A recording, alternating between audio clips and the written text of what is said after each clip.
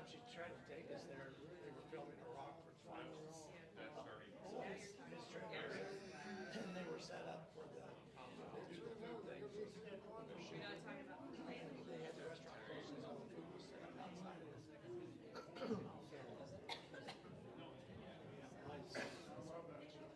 My sister had a relationship with the guy 4 years after her husband died.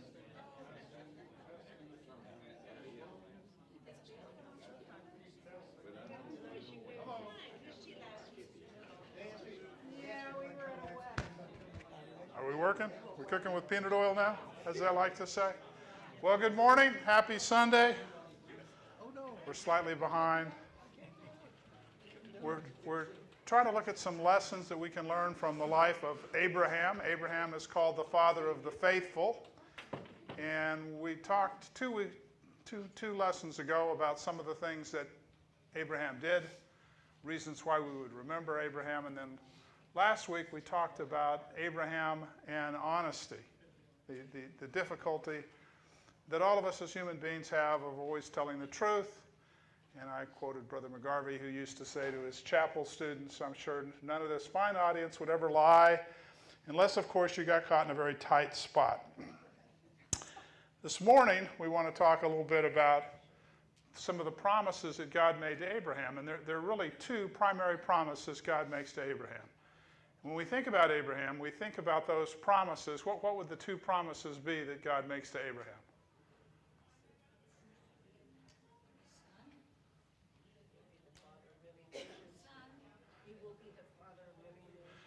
Well, he's going to be the father of one specific nation, right? He does end up being the father of many nations. But the promise that God makes to him is he's going to be the father of one particular nation, and that nation's what? That nation's Israel. And so when he calls Abram out of the Ur of the Chaldees and tells him to come to this land I'm going to show him, one of the promises that God makes is what we commonly call the land promise, right? And then the second promise, of course, is the promise that what's going to happen. What kind of descendants? But not numberless physically, right? Because you can always count heads that way. What's the promise, the real promise about descendants, the one that counts? Whose descendants are going to be Abraham's? Jewish nation. No. Not in this context. Kings. Who comes from the seed of Abraham? Christ comes from the seed of Abraham. And who's Christ concerned about? Everybody, right? The spiritual promise is made to everyone, right? It's not important whether I'm physically a descendant of Abraham or not. Jesus said what about that? God can raise up from these stones children to Abraham, right? The Jews were very proud of the fact they have Abraham as their father. Jesus has said God can raise up descendants of Abraham from these rocks. That's not it's not what's important. What's important is whether we are the spiritual descendants of Abraham. Now,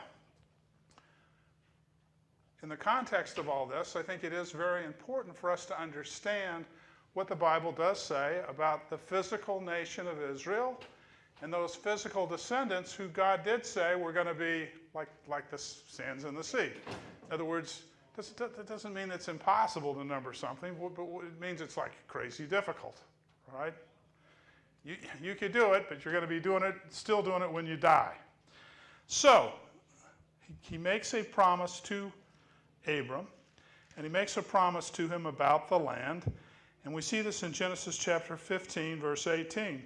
He says, on that day the Lord made a covenant with Abram, saying, to your descendants I have given this land, from the river of Egypt as far as the great river, the Euphrates. The Kenite, the Kenizzite, the Catamite, the Hittite, the Perizzite, the Rephaim, the Amorite, the Canaanite, the Girgashite, the Jebusite, all those lands. So when he's saying that, how is he defining the borders of Israel? From where to where? It doesn't say anything about the Jordan. We want to say Nile because that expression, river of Egypt, When we think Egypt, we think there's like one river in Egypt, right? And that river would be, of course, the Nile River. Do the Israelites ever occupy any part of Egypt? So any part of that land ever given to them in their entire history? No. The river of Egypt is better known as in Israel today as something called the Wadi El Arish. It's the little river of Egypt. And it's fairly close to the modern day border between the country of Israel and the country of Egypt. Fairly close. So he says the land is going to go from there to where? To the Euphrates. Where is the Euphrates River? All you geography experts? It's in Iraq. That's a long, long way. Does the current nation of Israel occupy anywhere near that kind of land? No. No. And furthermore, God says he's going to give them the land for how long? For forever. And what does forever mean? In our mind, we tend to think what? We tend to think eternally, right? Sometimes we have little caveats, right? When we marry somebody, we don't say, I'm marrying you forever. We say, until death do you part, or my divorce attorney can find you. But we could say forever. I promise to love you forever. Forever would simply, in that context, forever would mean what? As long as we live. And people would understand that. Now, the children of Israel and Abraham, is Abraham given the land right away? God says, I'm going to give you all this land. He's not given the land right away, and part of the reason God gives him for that is he says the iniquity of the Amorites is not yet full. In other words, the people of the land hadn't become so wicked that I'm going to take the land from them. But that day is coming. And how soon does it come after Abraham's lifetime? At least 400 years. 400 years. And when I always think about 400 years, I think about 400 years ago today is September the 29th, 1624. 1624. Who's the king in England in 1624? Anybody know? If you do, we're going to send you to Jeopardy. Tell you to go forth. King James. We know King James from what? The King James Bible. And who was King James's mother? One of the most famous women in British history. No, not Catherine. No, not Queen Elizabeth was her cousin. Queen Elizabeth was King James's first cousin. And by the way, what does Queen Elizabeth do to King James's mother? He beheads her because it's England. Mary, Queen of Scots, is the mother of King James. All right. 1624, King James is think about that. 400 years. It boggles our minds because we're such a new and a young country. But they end up in Egypt, right? When we talked about lessons from the life of Joseph, we dealt with how the children of Israel end up in Egypt.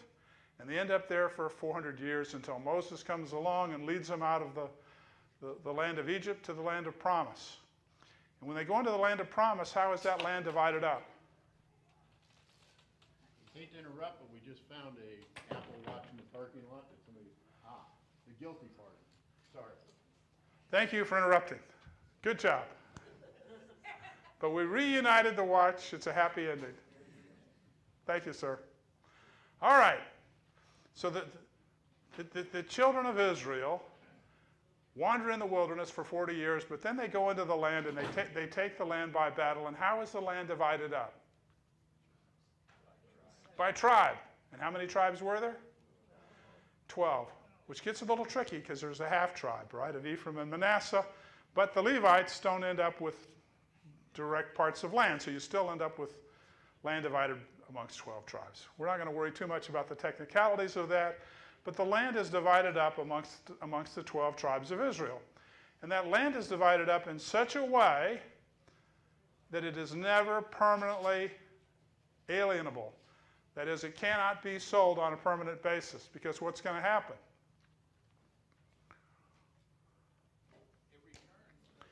It returns to the original owner every 50 years, let's say. 50 years. That sounds like a good number. I think it's the right number. They had the year of Jubilee. Why would you have a system set up where if I buy John Wright's land and we're 20 years away from the year of Jubilee, why should he get that land back in 20 years?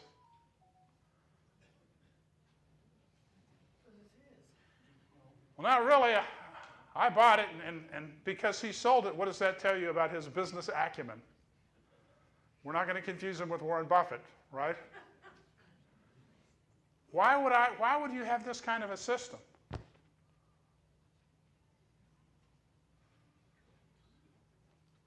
Does anybody remember the Hunt family, who ended up owning the Kansas City Chiefs? Every child of H.L. Hunt was left $300 million. This is in the late 70s. Lamar Hunt takes his money and he buys the Kansas City Chiefs, and he playing around with a Super Bowl one day and came up with the idea of calling it the Super Bowl, and he's rich and famous still. But he had two brothers. Their names were Nelson and Bunker, and the two brothers together tried to corner the silver market, and this is in about 1980. And when they got done trying to corner the silver market, they each were worth not $300 million, but like $300,000. What does that tell you about the human capacity to do stupid, idiotic things? If you can get rid of $300 million, right? I mean, in our money today, they would have each had $5 or $6 billion. It takes real effort. It takes real genius to lose that much money in that short a period of time. So what happens when you sell your land, and John Wright happens to be my father, and he has to sell the land, and now what am I left with? Nothing. But guess what? There's a year of Jubilee, so where does the land come? It comes back to me. It's God's understanding for the human capacity to destroy what's created in previous generations. And so, sometimes it's mind-boggling. There's no way that Nelson and Bunker Hunt should have been able to be that impoverished in that short amount of time. It normally takes 300 or 400 years to lose that kind of money, right? But you can't sell the land permanently. And so it doesn't matter how smart my father is or how foolish he may be. He can't get too rich, he can't get too poor. So this is the kind of system that God designs, and each tribe is given specific plots of land. And some of that land is across the Jordan River in the modern-day country of Jordan. There are 3 tribes that are across the Jordan River. The rest of the tribes are on the side of the Jordan River that favors the Mediterranean Sea. God gives them the land, and he says he's given them the land forever. Forever means what? No end. Doesn't mean no end, because what do we know happens? After David is king, his son Solomon takes over, and what does Solomon do? He gets incredibly rich, he's incredibly wise, and he's incredibly foolish. He's a man of superlatives. He doesn't do anything by halves. 300 wives, 700 concubines. And those wives lead him away from God Almighty. And so when Solomon dies, he says, what's going to happen to the kingdom?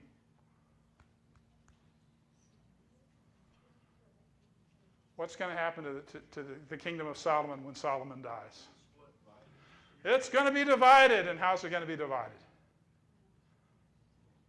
North and south. And who gets most of the tribes? The northern kingdom or the southern kingdom? The northern kingdom gets 10 tribes, right? And you have 2 kings now. Instead of one, you have a divided monarchy, and the 2 original kings are Rehoboam and Jeroboam. And those 2 kings divide up the kingdom. What do we know happens in the northern kingdom? The kings are all wicked. They don't have a good apple in the entire bunch. This sort of cuts against the law of averages. You would think at least occasionally there should have been a semi-good king in the land of Israel. Every one of them is incredibly wicked. And so what does God do with the 10 northern tribes? They go away into Assyrian captivity, never to return again. What happened to forever? I thought they got the land forever. What did forever mean? If they obeyed. All promises are conditional. All promises are conditional. They're always conditions. And God's condition always was you must be obedient. In the book of Deuteronomy, we have the blessings and the cursings. God has the prophet read them. It's a material covenant. God says, look, as long as you will obey me, as long as you will value me, as long as you will have no other gods before me, as long as you won't worship idols, as long as you'll treat the people that are poor with kindness, as long as you'll love justice and mercy, it will be yours forever. But if you don't do those things, I'm going to take the land away from you, and I'm going to destroy you as an independent nation. So 10 tribes are gone. Gone. And we're left with what? We're left with the tribe of Judah. And there's some remnants of some of the other tribes that are kind of hanging out with the tribe of Judah. But basically, we're left with the tribe of Judah. And how obedient is the tribe of Judah? They have their good days, but mostly they have their bad days. They have a few really good kings that are righteous and try to do right, but they tend not to do right with their whole heart. I mean, one lesson for us as Christians, when we think about this, is God wants us to be wholehearted. God wants us to be devoted with body, spirit, and soul. We all have a tendency to be sort of devoted. We're close. We're in the neighborhood. God wants us to be wholehearted and true. God wants us to be completely and thoroughly devoted to Him. God doesn't want us to have something on the side, right? If you're married and your spouse has got somebody that they're kind of keeping on the side, that isn't being very wholehearted, right? No matter how kind they think they're being to you. How happy would that make anybody? And we know what God said of Himself, right? God said, I am a jealous God. I expect your total devotion. And if you married well, you're married to a jealous spouse because she doesn't, or he doesn't want you to have anything on the side. They want you to be wholly devoted to them. And who would want to be in any other sort of a relationship than that? So God is a jealous God. God tells him you need to be wholehearted, fully devoted. If you're fully devoted, the land is yours forever. If you're not fully devoted, the land will be taken away from you. And what happens to the Jews, the tribe of Judah? Where do they end up eventually? They end up in Babylonian captivity. The Babylonians march in. They destroy the city of Jerusalem. They destroy the temple that Solomon built. They take the people into captivity. You read the book of Daniel, and you get some of the background as to what goes on during the Babylonian captivity and then during the period of the Medes and Persians. But after 70 years, they're allowed to do what? They're allowed to go home. Does everybody want to go home? No, they don't all want to go home. Some people have got used to living in Malibu, and they don't want to go back to where they were from originally because they like where they are. There are a lot of Jews that never return out of Babylonian captivity. But there is a remnant that returns to Jerusalem, and they rebuild the walls of Jerusalem, and they rebuild the temple of Jerusalem. And for a time, they have prophetic witness. And then there's a fairly long period of several hundred years where there is no vision. You have that verse, the people perish for lack of vision. And politicians often use that to say, because we're not thinking forward, we're not imagining what the future can be, we don't know. Vision, those are prophetic visions that they're talking about in the Bible. It's good to have vision, it's good to have foresight, but that's not what God's talking about. Most politicians have never really read the Bible. They have some speechwriter that's writing a part of it for them. That's why we need to know and understand what the Scriptures say. So, they're back in Jerusalem. You have the Jewish nation. You have the remnants of what was left of the northern tribes, which becomes Samaria. Right? You remember the woman in John chapter 4? She asked Jesus, where should we worship? You Jews say Jerusalem. We say in our mountain. What was Jesus' answer? Jerusalem was the right answer, but he says the day is coming and now is when all men will worship Jehovah in spirit and in truth. It's not going to matter where. It doesn't matter what your building looks like. It matters what your heart is like. We get all caught up in the material ourselves, right? Sometimes people are very excited. It's a wonderful looking church building. Who cares? It's not going to survive anyway. Because that's the nature of these sorts of things. What counts with us eternally is, am I worshiping God in spirit and in truth? And whether I'm doing that in my home or whether I do it in a schoolhouse or whether I do it in the court of the Jewish temple, doesn't matter as long as I'm wholly devoted to God, because God is a jealous God. God wants my heart to be in the right place. So they come back. There's a period where there's no vision. There's a period where there's no king on the throne. And then there's the period where ultimately they're conquered first by the Greeks, Alexander the Great, and then they're conquered by the Romans. And when we come to the New Testament, who is ruling what's left of the land of Israel? The Romans. But we know 10 tribes are gone. And they have a lovely temple that Herod built. And we know that it's a lovely temple because how long did it take to build the temple? A long time, 40 some odd years, right? So they have their temple, and the temple is on the Temple Mount. And all of these things seem to be going well, and Christ comes back knowing that the Jews have been prepared for thousands of years by God and by what's in the Old Testament, by all the teaching, by Abraham, by Isaac and Jacob, the patriarchs, by all the things that David had done. They're totally prepared. As soon as Christ comes back, you think they're going to do what? Accept Christ. But what do? They crucified him. Jesus said, I came to my own, and my own received me not. Right? I came to my own, and my own received me not. They didn't, well, there were exceptions, right? There were Jews who did accept. But as a nation, as a group of people, they don't accept Christ. Why don't they accept Christ?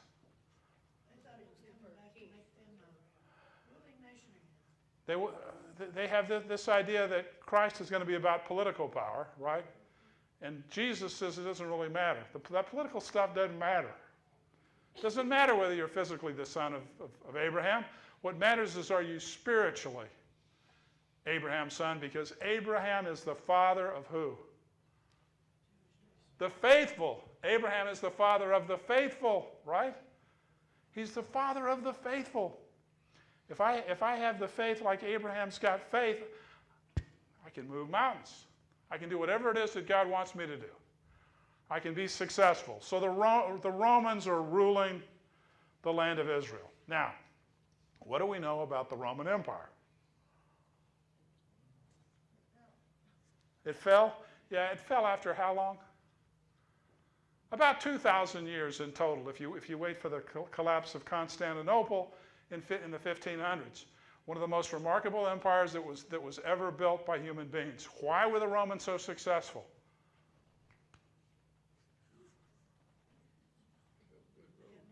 They built good roads. They did build good roads, right? Many of those roads are still in use today. The Romans were some of the most brilliant engineers that ever lived. The Romans were some of the most brilliant engineers that ever lived, and you need great engineering, particularly in those days, to maintain a great empire. They built the aqueducts. If you go to Rome, what's the building with the oculus and the giant dome? The Pantheon. That dome was built 2,000 years ago. It's still standing. We can't make stuff in Indiana that lasts 30 years. Or we blow it up like we did Market Square Arena. Clearly, one part of their success is they were brilliant engineers. What else do we know about the Romans? Strong military. How strong was their military? Almost unbeatable. There were people who gave them a run for their money. If you watched the Alabama-Georgia game last night, it looked like Alabama was running away with it, and then all of a sudden Georgia came storming back. And the Romans had a few enemies like that. Most importantly were the Carthaginians. The Carthaginians almost destroyed Rome. They came close. There were 2 minutes left in the game, and the Carthaginians moved ahead, and they had a great general named Hannibal. And Hannibal led his elephants over the Alps into the Italian peninsula, and for 10 years he tormented the Romans and never lost a battle until he did. And then the Romans destroyed Carthage. Cato, the great Roman orator, would stand in front of the Roman Senate, and in Latin he would thunder, Carthago delenda est, Carthage must be destroyed. And then he would say, Carthago delenda est, mihi, I must destroy Carthage. Carthage is in the modern day nation of Tunisia. And the Romans went in and totally destroyed the city of Carthage, tore all the buildings apart, seeded the ground with salt, and they never wanted there to be the Carthaginians again. And what does that tell you about the Roman military? They were brutal, heartless. They believed that, like Vince Lombardi, winning isn't everything, it's the only thing. And they would do whatever it took to win. Decimation. They would line up, count off in tens, and if the army hadn't fought well in the last battle, if they hadn't shown courage, they would kill every 10th man of their own men. And then they'd say, all right, boys, are we going to fight this time or not? And off they would go. These are people that are incredibly brutal. They're brilliant engineers. They're smart people. They're brilliant tacticians. They're ruthless. Yes, sir? They excel in torture, right? We sometimes use the expression cruel and unusual punishment. If you weren't a Roman citizen, you had no rights in the Roman Empire. This is why it's such an important thing that the Apostle Paul was a Roman citizen. Anybody that wasn't a Roman citizen, you could basically treat however you wanted to be treated. They're brilliant engineers. They're ruthless, heartless. They'll do whatever it takes to win, right? They're a tough foe. And in 70 AD, the Jews revolt against the Romans. Now, how do we think this is going to go? The answer is not well.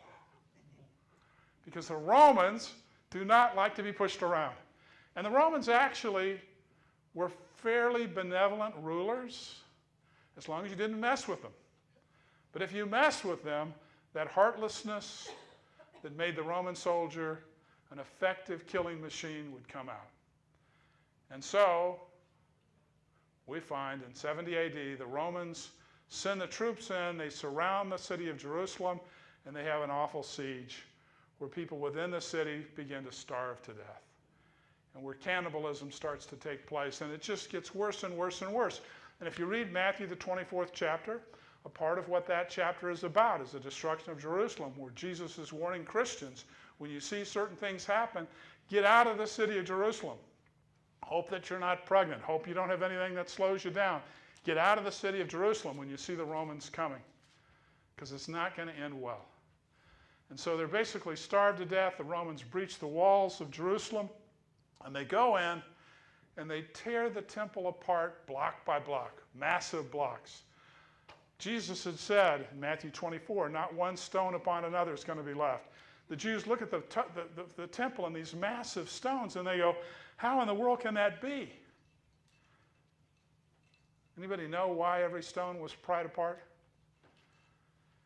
Because when the temple caught fire, the gold ran between the stones. And what did we say about Roman engineering? They're brilliant. They don't have any problem prying these massive stones apart because they're brilliant engineers. And so not one stone is left upon another. Nothing is left of the city of Jerusalem. The only holdout in Israel after 70 AD is Masada, which is this incredible, impenetrable fortress that nobody can take except because they're brilliant engineers. And they're incredibly patient. Like Americans, we're not patient about anything. Things don't go our way, we quit. When the going gets tough, we're out of there.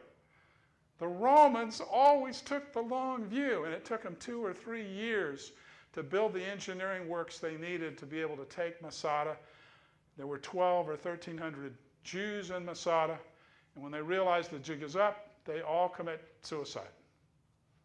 And so when the Romans take Masada, they're all dead.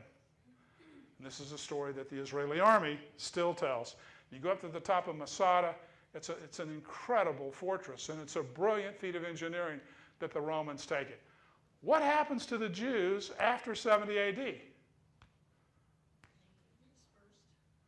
They're dispersed throughout the world. The Jews that are not killed in the capture of Jerusalem, what happens to them? Sold into slavery. The Romans believed in slavery.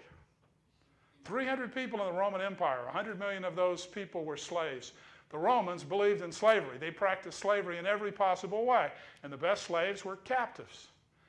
And so some of the Jews are killed, many of the Jews are enslaved, and they're spread out all over the empire. Now, that's 70 AD. What happens? 70 AD, what year is it now? 2024? We're about 2,000 years later. What happens in those 2,000 years to the Jewish people? Where do they go? They go everywhere, right? There's a diaspora where they're spread out on every nation on the face of the earth. But guess where they're not? They're not in Palestine. They're not in Palestine. And when the Roman Empire begins to collapse in that part of the world, whose empire arises? The empire of Muhammad and the early Islamic folks. And by 600 AD, the people of Islam have conquered Israel. One of my good friends is a world-class archaeologist named John Wilson, and I may have told this story in the last few weeks, but John was out doing a dig in Israel. And in doing this dig, he's got all these young students with him because it's back-breaking work. I wouldn't mind being an archaeologist if I could have an easy chair and say, dig over to the left. It's not how it works. You're down in the dirt and you're digging. It's hard, gritty, dirty work, and it's a hot country. Palestine, Israel, Jordan, that part of the world. Anyway, this young Canadian student comes along and says, what are you doing? And John very kindly explains archaeology to her. And she says, well, can anybody help? John goes, well, sure. So they set her up, tell her what to do, say, you dig here. After 60 seconds of digging, she gasped, gold. 600 gold coins, the largest cache of Islamic gold coins ever found in Israel. The girl was an archaeologist for 60 seconds. 2 weeks ago, I was on the River Thames in London, and there's a huge variation in the current of the river, depending on what time of day. And I waited until the tide had gone out, the bank is there, and I thought, I'm going to look for a gold coin. If she could find it in 60 seconds, maybe I'll be lucky too. No such luck. Islamic rule takes place. And eventually, the various Islamic countries rule Jerusalem, and one of the things they do is on the side of the temple, on the Temple Mount. The belief of Islam is that the Prophet Muhammad was taken up into heaven from the Temple Mount. And so what did they build there? They built the Dome of the Rock, one of the most identifiable landmarks in Jerusalem, still standing today because they believe that Muhammad was taken up into heaven, right? Why can't the Jews rebuild the temple? Because they'd have to kill every Arab in the world to be able to do it. So this is a world that's a very complicated part of the world. How many Jews, anybody want to take a wild guess as to how many Jews are in Palestine in 1900, 124 years ago? Total number of Jews in Israel, 6,000. Where's everybody else dispersed throughout the world? Who's occupying Israel in the year 1900? The Ottoman Turks. The Ottoman Turks. The Ottoman Empire is one of the great empires of the Middle Ages. And from about 1500 until 1918, they dominate North Africa, Egypt, Israel, Syria, Lebanon, Iraq. All of that part of the world are dominated by the Turks. And the Turks conquer Greece. There's a lot of talk about the Elgin marbles, which came out of the Parthenon, and they're in the British Museum. And I visit them every time I'm in London. They're still there. The Greeks want them given back. They were taken, the British believe rightfully, through the Turkish government that ruled Greece for 300 or 400 years. So the Ottoman Turks are ruling this part of the world in 1900. What happens in 1914? World War I starts. And who are the bad guys, from our point of view, in World War I? Who do we end up fighting? Germany. Germany, that's the obvious answer, but they're not alone. Who else is fighting on the side of the Germans? The Austro-Hungarian Empire and the Turks, the Ottoman Empire. Winston Churchill famously sends troops into the little isthmus in Turkey to try to break the stalemate, and it ends up being a huge disaster, almost destroys Churchill's career. That was Turkey. The Turks rule Saudi Arabia, Jordan, Palestine, Israel, Transjordan, or the country of Jordan, Iraq, Kuwait. All of that is ruled by the Turks. What happens during World War I to change that?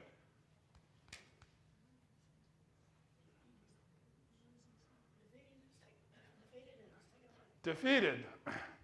The British have a lot of trouble during the First World War because they have not a single brilliant general anywhere in Europe. They're horrible. One of the things that contributes to the decline of the British Empire is you bring these people from all over the empire, from India, from Africa, and they watch these British generals who they'd always been taught were geniuses, and they're not geniuses. They don't know what they're doing, with only one exception. There's one British military genius in the First World War, and his name is T.E. Lawrence, better known as Lawrence of Arabia. When I was a young man, I was known as Terence of Arabia. Never been to Arabia. I think the movie was a big hit, so somebody was making a little fun at my expense, I suspect. But there's worse things to be called. T.E. Lawrence is a brilliant, brilliant tactician. He's not trained, it's all intuitive, and he leads the Arabs in a revolt against the Turks. And what do you think he promises them? Independence, right? You've been under the rule of the Turks for 500 years. He promises the Arabs, you're going to have your independence. You're going to be free. We're going to fight. And they fight brilliantly against the Turks. But when the war ends, there's a little thing called the Treaty of Versailles. And what happens at the Treaty of Versailles? The British and the French do what they've always been doing. They divide up the world just the way they want, with no consideration for the promises that the government had made the Arabs, no considerations for the commitments that T.E. Lawrence had made in behalf of the British government. They divide it up. So Syria and Lebanon go to the French, Iraq, Jordan, Palestine, those all go to the British. So now we're to 1918, 1919. This is not a happy ending to the story. And because T.E. Lawrence is the only real genius the British produced in the First World War, what level of celebrity do you think Lawrence has in Britain? It's off the charts. I mean, let's face it, he's made for the movie that they produced in the 1960s. He's incredibly handsome. He's fluent in Arabic. He knows the ways of the Arabs. He's incredibly brave. He's got everything that everyone admires. And Lawrence puts pressure on the British government to honor their commitments to be true. And he happens to become good friends with Winston Churchill. And Churchill ends up holding every public office that it's possible to hold in the British government, except for prime minister. And he'll get that, as we know, in 1940 during World War II. But he becomes the first Lord of the Colonies, and he's close to Lawrence. And so he persuades the government, we've got to honor our commitment to the Arabs. We need to make independent countries. We can't control what the French do in Syria and Lebanon, but we can control what we do. And the government agrees. And so Winston Churchill and T.E. Lawrence go to Baghdad, capital of Iraq, and they announce to the people, you're going to have your own independent country. The royal family of Hussein will be your king, King Hussein of Iraq. And the crowd goes nuts. The British are finally delivering. It's late, right? 4 or 5 years late, but better late than never. They go to Amman, Jordan, and there they make the same proclamation. And the King Hussein of Jordan is the brother of the King Hussein of Iraq. And again, the people go crazy. And then they go to Jerusalem. Now, how many Jews did we say are living in Palestine in 1900? 6,000. And Churchill delivers the message because the British government had decided in their infinite wisdom, we're going to divide Palestine up, and we're going to cut it in little pieces. We're going to have half of it for the Jews. We're going to have half of it for the Arabs. And the crowd goes nuts, right? And you understand how this goes. Churchill would speak. T.E. Lawrence would translate into Arabic. Churchill would speak. The crowd is chanting, and Churchill can tell they're chanting his name. Churchill's thinking, this is the greatest speech I've ever given. And he asks Lawrence, what are they chanting? And Lawrence says, death to England, death to Churchill. The land that's occupied today, and this is without me trying to argue the merits of anything one way or the other, has nothing at all to do with the land promise that was given to God. One of the reasons it's such an intractable situation is you have property that people owned and possessed for 2,000 years that's been taken away from them and given to somebody else, and they've often been placed in camps where they can look over a short valley and see their old home occupied by somebody else. God promised the land to the children of Israel as long as they were obedient to him. They're not obedient to him. The 10 northern tribes go away. They're not obedient to him. Judah is destroyed in 70 AD. So whatever's going on today has got nothing to do with the Bible. And we have a lot of people that are religiously very confused about that. Whatever's right, wrong, good, bad, indifferent, again, I'm not trying to argue the case, but what I am saying is it's got nothing to do with the Bible. And people in America get sucked into all of this because we don't know the Bible and we don't know history. And we should at least understand why it's such an intractable problem, why it's a problem that defies solution. And like many problems that we have in the 21st century, it's got to do with the way that the British Empire fell apart. Because after the Jews are allowed to start coming back to Palestine, what do you think happens while the British are trying to run Palestine? People start killing each other, and who's in the middle of it? The British soldiers. And oh, by the way, are there massive oil reserves in Palestine? No. There's nothing of real value there. It's not like India that produced untold wealth for the British Empire. Palestine is just sucking the life out of the English. And so in 1947, they go, we've had enough fun in that part of the world. We're leaving. United Nations, it's your problem. And so the UN took Palestine and chopped it up 50% for the Jews, 50% for the Arabs in ways that make no sense. Jerusalem was supposed to be an international city, and of course the Arabs all immediately invade. And this is the first Israeli-Arab war in 1947.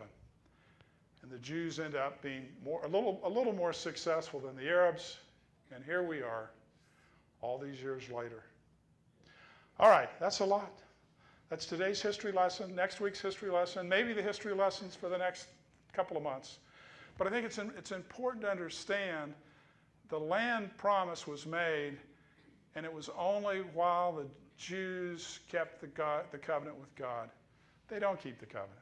But it's not the important bit anyway. The important bit is, am I spiritually the son of Abraham? Because if I am, I have an inheritance that can never be taken away from me. What do we know about land? It can always be taken away from you. Even under the rules of the Jubilee, when King Ahab saw Naboth's garden, what does he do? He has 2 false witnesses lie about Naboth. He has Naboth killed, and he takes the garden anyway. When it comes to material things, there's always somebody bigger, badder, and stronger who can steal what you have. When it comes to being spiritually Abraham's descendant, nobody can take that away from us. And so it's the thing that counts. It's the thing that's important. Whether I'm a Jew, a Greek, a Gentile, whether I'm an Arab, whatever my background is, my hope of salvation is through Christ. That's where we all want to be. We all want to be Abraham's children. And interestingly enough, that is a part of Islam. They do believe that Abraham was a prophet. And so when talking to Arabs, you can talk to them about what it really means to be Abraham's son. And it's not that I'm physically Abraham's son, either descended through Ishmael as the Arabs are, or descended through Isaac as the Jews are. We want to be the children of God, and we want to be Abraham's children by faith. All right. I hope I haven't totally overwhelmed you. If this is recorded, so you can replay it. You can say, oh. All right. Thanks so much. We'll continue on Abraham next Sunday.